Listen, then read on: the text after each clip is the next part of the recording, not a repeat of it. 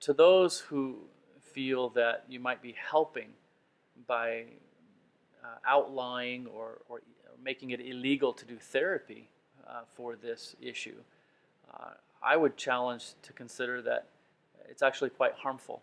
When you have young men, for example, the victims of Sandusky, who were raped and molested, and then experience a confusion about their orientation, you would eliminate therapy for those kinds of young men who are desperately needing healing for the emotional wounds and the scars they've experienced in their life. It's been on record for decades that one of the most common symptoms of a young man who's been sexually molested is confusion about his sexual orientation.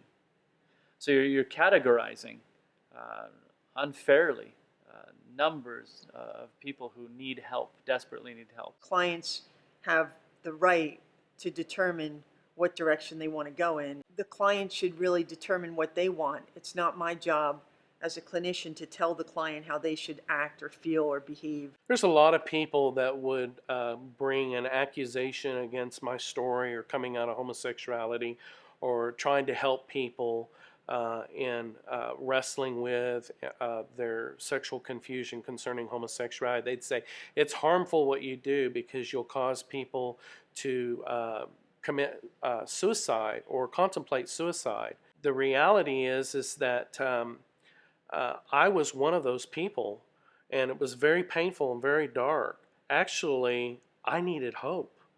And many of the people that are out there contemplating committing suicide need hope that they can find freedom from the thing that they're wrestling with, and they can actually overcome and process the shame that they feel. Many of these people feel so ashamed and so broken concerning their same-sex attractions or their homosexual identity.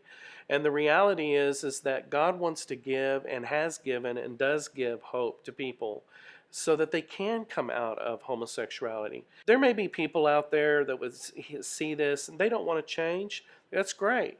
But there are many people that do. There are many people that really want to go a different direction out of homosexuality. Many of the men that I've ministered to, teenagers, they have hope for a family someday.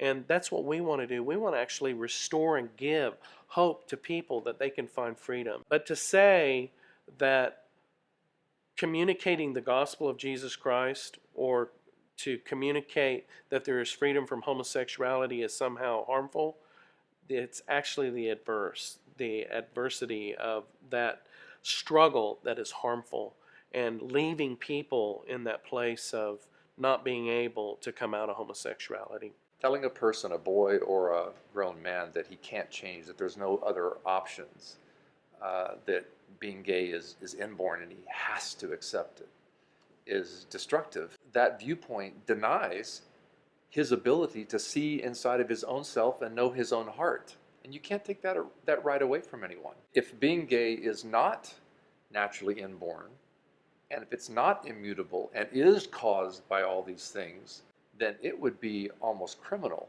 to deny him the opportunity to do the kind of deep emotional work in which real acceptance for who he truly is would be robbing him. It's an effrontery to his personhood.